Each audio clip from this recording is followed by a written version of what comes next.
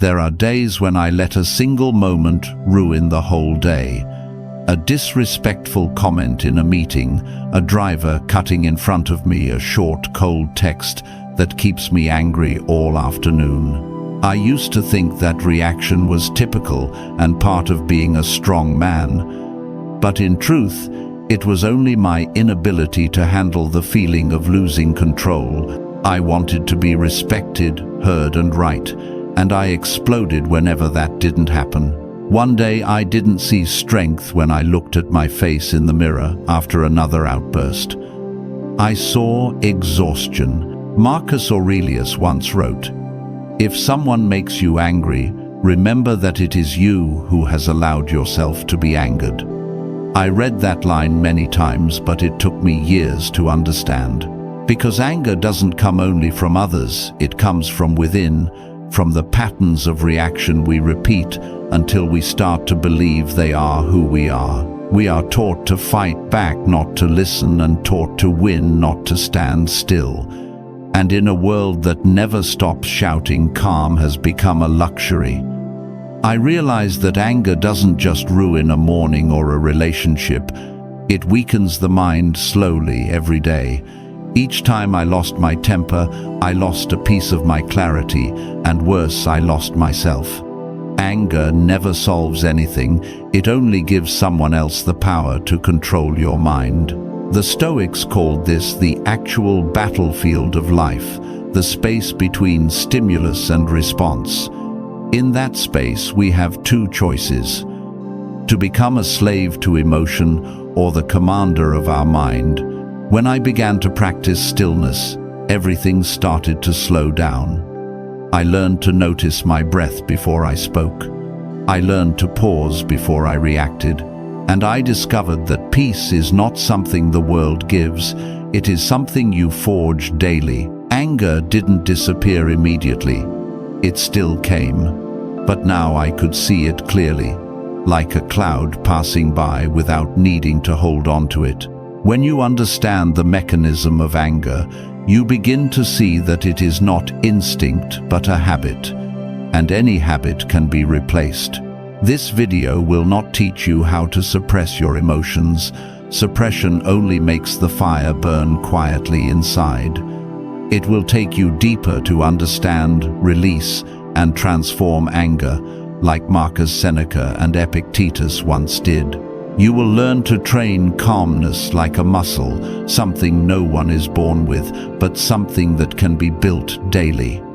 I will not promise that you will never get angry again, but I promise this: once you understand this truth, no one will ever take your peace away.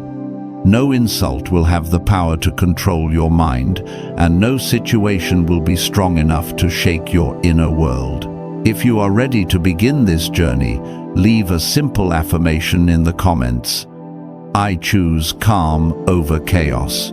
Because only when you choose peace do you begin to learn the highest art of life, the art of mastering yourself. And in the next part we will go to the root of it, understanding that anger is not your nature, it is a habit.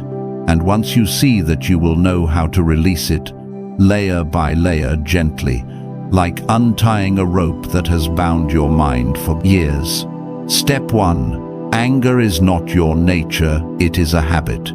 I used to let the most minor things break my calm. A driver cutting into my lane, a short and careless text, a colleague saying something that made me feel disrespected. In just a few seconds, my heart would race, my breath would quicken, and my mind would think like invisible strings were pulling it. I used to tell myself I'm hot-tempered, that's just who I am. But one day I watched a friend being publicly insulted, and he stayed calm. His voice was steady. He didn't react, didn't try to prove anything. And in that moment I understood I wasn't born with anger. I was taught to respond. We live in a world where reaction is seen as strength. People say you must strike back and respond or be disrespected. But the Stoics saw a different truth. They knew that you were practicing a habit every time you got angry. And every time you pause, you teach your mind a new reflex. Epictetus once said, "He who can be angered is a slave to his anger." When I first read that, I thought it was some distant philosophy, but it was a perfect description of who I was. I was easily provoked, and because of that I was not free. One day in a meeting, someone interrupted me with a mocking tone. In that instant, the heat rose inside me. I wanted to strike back to show I wouldn't be disrespected, but I stopped.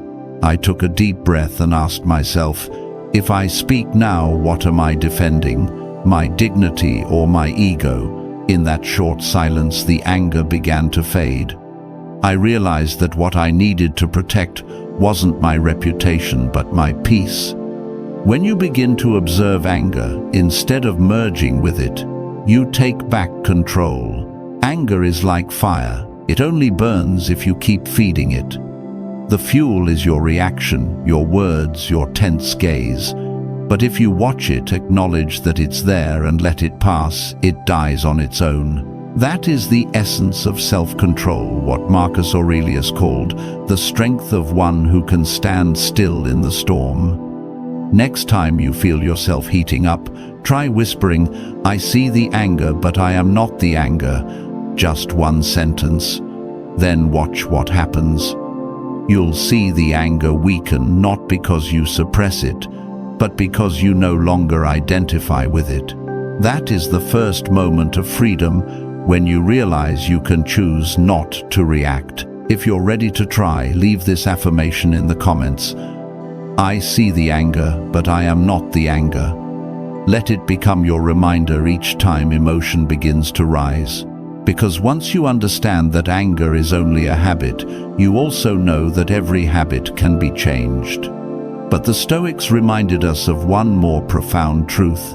The root of anger does not lie in emotion, but in the illusion of control. We get angry not only because others do wrong, but because they don't do what we want. We rage because the world doesn't turn the way we expect. And right there lies the next lesson. The moment you stop trying to control others and begin to master yourself.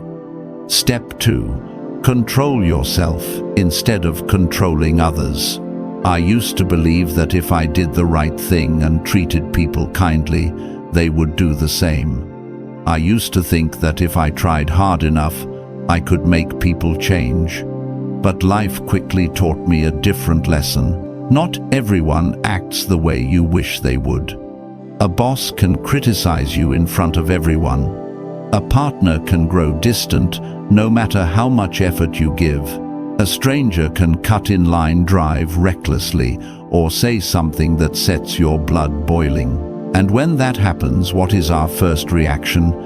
Anger, hurt, the urge to fight back to prove we are right. But deep down, what we're really trying to do isn't to defend our pride, it's to control something that was never ours to control.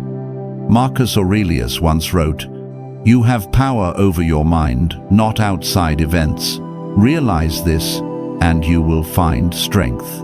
I first read that line as distant philosophy, but only through experience did I realize it was a guide for living, because every anger, when you look closely, begins with a broken expectation. We expect others to understand us, to act reasonably, to listen, and when they don't, we get angry. But you unknowingly hand your peace to others when you demand the world to follow your expectations.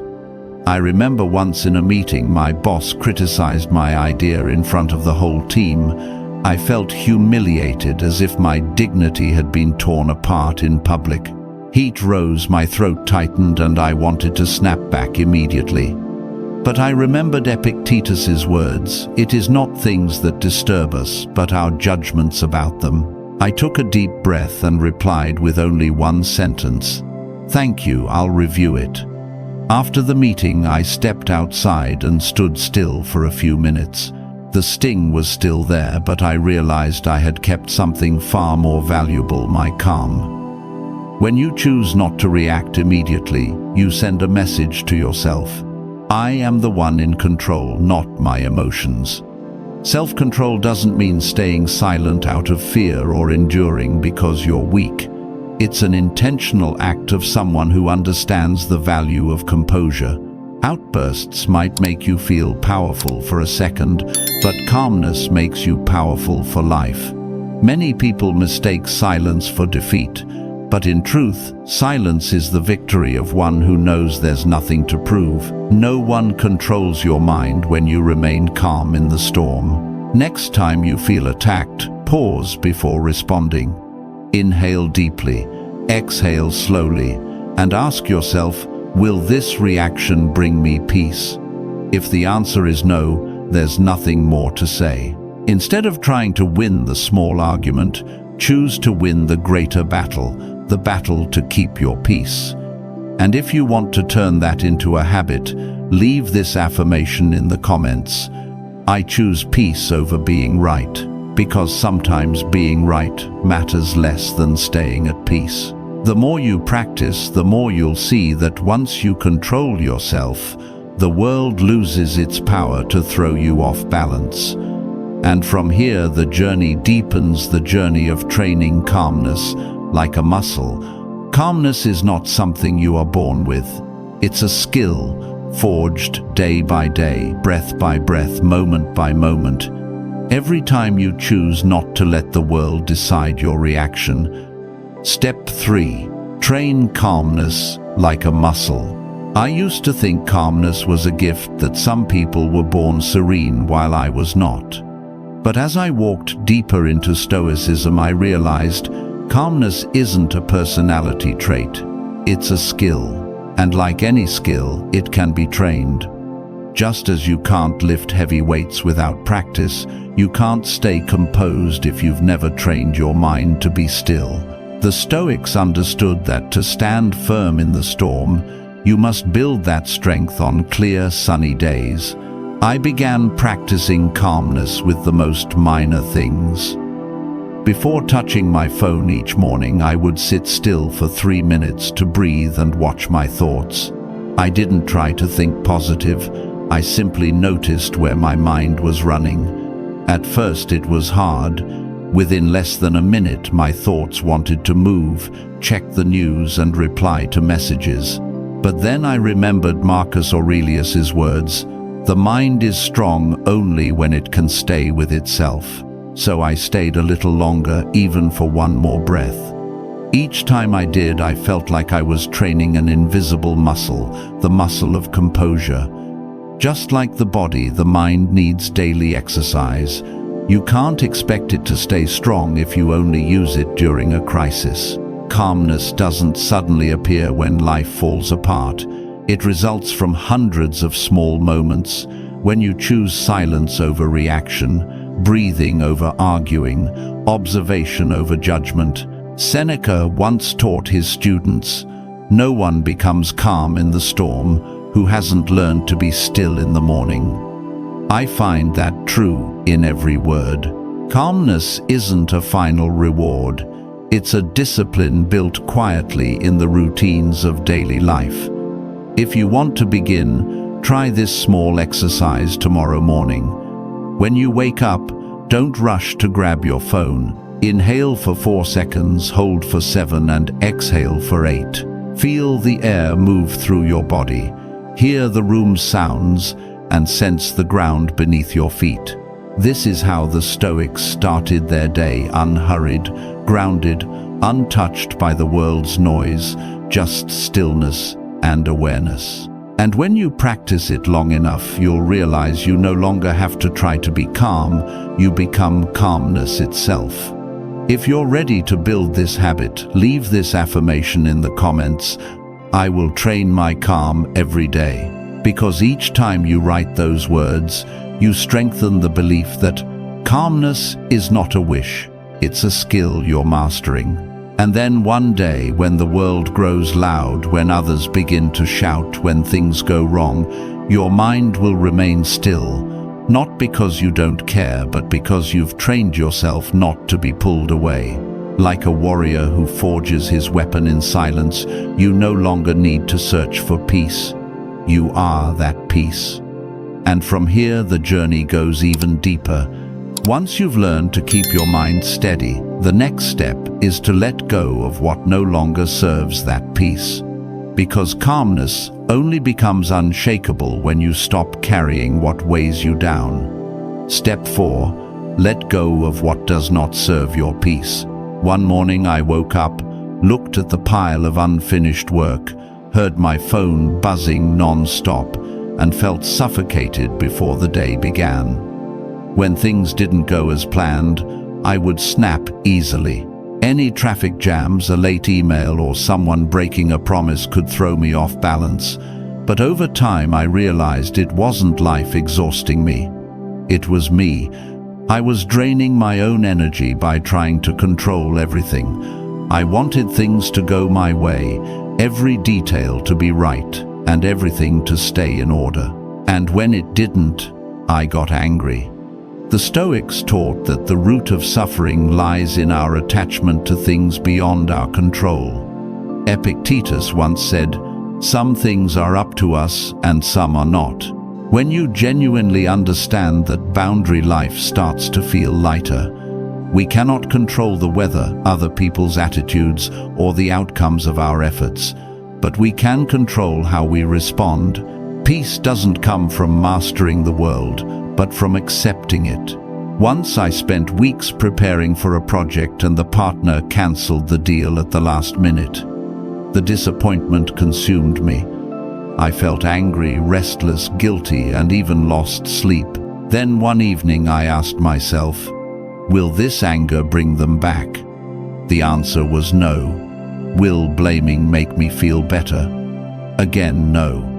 So I sat down and wrote 2 columns, what I can control and what I cannot. Then I set down everything in the second column. That simple act lifted the weight off my mind. Not because the problem disappeared, but because I stopped carrying it. I learned that letting go is not giving up. It's freeing your energy from what no longer serves you. Like a swimmer in the ocean, you'll sink if you keep holding on to every floating object. Only when you release what's unnecessary do you begin to float. Letting go isn't weakness, it's wisdom. It's the choice of someone who understands they don't need to control everything to live peacefully. If you're holding on to something that tires your heart, an old mistake, a betrayal, an outcome that didn't go your way, try writing it down. Look at it honestly, take a deep breath and whisper, I let go. Please, don't force yourself to forget, simply stop feeding it. And if you're ready to practice this, leave this reminder in the comments. I choose to let go of what doesn't serve my peace. Each time you write it, you place down one more stone from the weight you've been carrying. Because once you learn to let go, you're no longer dragged around by small things. You start to see what's worth keeping and what only weighs you down. And in that moment, peace is no longer something you have to chase, it's something already within you. But the journey doesn't end here. Once you've learned to let go, the next step is to stand firm in conflict. Because life will never run out of friction, and each clash is an opportunity to train the mind. This is what the Stoics called the gymnasium of emotion, a place where you build inner strength, not by avoiding storms, but by standing still in the heart of them. Step 5. Turn conflict into a training ground for emotional mastery. I used to fear conflict. Whenever someone spoke harshly, whenever a discussion grew tense, I would either explode or stay silent to avoid it. Both left me drained. Once I reacted too strongly in a meeting because I felt disrespected, and later it wasn't my words I regretted but losing control of myself. Another time I stayed quiet, pretending to be calm while burning inside for hours. Both were failures of the mind. The Stoics taught that conflict isn't the enemy, the test reveals how much control you truly have. Marcus Aurelius once wrote, "When someone misbehaves toward you, remember they act according to what they believe is right. The first time I read that, I couldn't accept it. How could anyone stay calm in the face of injustice? But then I realized that conflict doesn't expose the true nature of others. It exposes the state of our mind. A person who presses your anger doesn't create your rage. They reveal where you are still weak. And if you are aware enough to see that every confrontation becomes a gym for the soul, imagine standing in line at a store and someone cuts right in front of you. Irritation rises, your heartbeat quickens. But then you pause and think, this is training. You take a deep breath, exhale slowly, and watch the feeling rise and fall in your chest. You don't deny it, you don't feed it, you let it pass. When you can do this, you are no longer the offended person, you are the one training yourself. Each time you stay composed in conflict, you grow stronger, as if the muscle of composure tightens one more time. Seneca once said, "Anger is a brief madness. When you react in rage, you are no longer yourself. But when you choose calm, you step outside that madness. You don't need to prove who's wrong or right. You only need to prove that you cannot be pulled down. Others may win through noise or argument, but you win through steadiness. No one can unbalance you unless you permit them. Next time you're provoked, whisper to yourself, 'This is not a battle to win, this is a lesson to grow.' Then take a deep breath, exhale slowly, and stay silent for a few seconds. That silence is the distance between your old self, the reactor, and your new self, the master. If you're ready to practice this, leave this affirmation in the comments. I choose to stand firm in conflict. Let it remind you that each time you remain calm, you win a war no one sees. When you begin to see conflict as training, the world changes. You no longer get swept up in noise and feel fear or anger when someone disagrees with you. You observe, respond with intention, and walk away with a clear heart. What matters is not whether the world is fair, but whether your mind stays peaceful in the face of unfairness. And from here, your journey moves even deeper. Once you've learned to stand firm in conflict, the final lesson is to release resentment. Because often what continues to hurt us is not the person who caused the pain, but the memory we still refuse to let go. Step 6. Release resentment before it steals your peace. I used to think that silence meant forgetting, that if I stopped talking about the past, if I avoided mentioning the person who had hurt me, then the wound was gone. But every time I heard someone say something similar or saw an image that reminded me of it, I felt that same ache in my chest. I realized I had never truly let go. I was still carrying resentment quietly, and it wasn't the other person. It was that resentment itself that was stealing my peace day by day. The Stoics didn't speak much about forgiveness, but lived by its spirit. To them, forgiveness wasn't about reconciling with those who hurt you, but about refusing to let anger keep residing inside you. Seneca wrote, "No one can make us suffer long unless we allow it." When you hold on to resentment, you choose to live in the past, replaying a pain someone else caused only once. Resentment is the chain that ties you to what you most want to escape. And only when you unclench your hand do you finally become free. I remember when someone close to me betrayed my trust. The shock kept me awake for nights, replaying every moment, calling myself a fool. I told myself I don't care anymore, but every time I thought about it, I could still hear their words echoing in my mind, still feel the anger burn. One night I came across a line from Epictetus, "Others may chain your body, but never your will." And I understood they had no power over me anymore unless I kept giving them space in my mind. From that night on, I took a deep breath whenever the memory returned and whispered, "I let go." Slowly the pain faded, not because time healed it, but because I stopped feeding it energy to survive.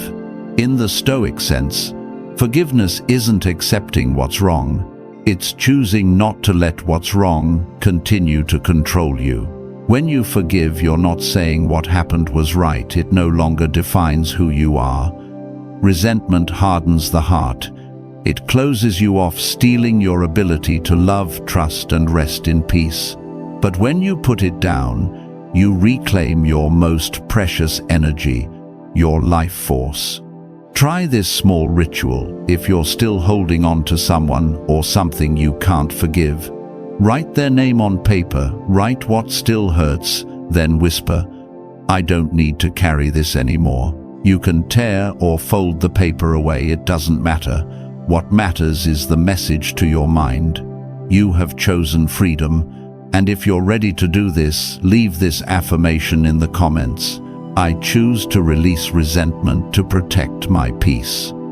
Each time you write it, you remind yourself that you are moving in the right direction. Because in the end, resentment doesn't hurt the one who left, it hurts the one who keeps holding on. And you who have walked so far on the path of emotional mastery have come too far to be dragged back by the past. When you learn to let go, your mind becomes lighter, your sleep deeper, and your heart more open. And when your heart is light, you'll see something beautiful. Peace no longer depends on anyone or anything. It lives entirely in how you choose to respond. And that is the final step of this journey, to pause before you react, because your true self is born in that stillness. The journey of emotional mastery. We have walked together through 6 steps, from recognizing anger and controlling reactions to releasing resentment and protecting inner peace. These 6 steps are not distant philosophies, they are the way of those who understand that the world doesn't need to change for you to be at peace. You only need to know how to stand firm within it. Each time you pause before reacting, you prove your true strength. Each time you choose silence over argument, you protect your own energy. And each time you let go of resentment, you become lighter, freer. This is the essence of Stoic strength, the power of one who cannot be shaken. If these words resonate with you, do one small thing that can make a significant difference. Share this video with your friends and loved ones, those who might need a quiet reminder that they can control their emotions and that peace has always been within reach. Sometimes a single moment of being understood, a single message arriving at the right time, can calm an entire storm. And if you're ready to take the next step on this journey of mastering your mind, leave an affirmation in the comments. I choose peace over being right. Subscribe to Sovereign Stoic to continue training your mind and building your fortress of peace amid the world's noise. Every share and comment doesn't just spread Stoic wisdom. It helps create a quieter world where people remember how to stay calm even when the storm arrives.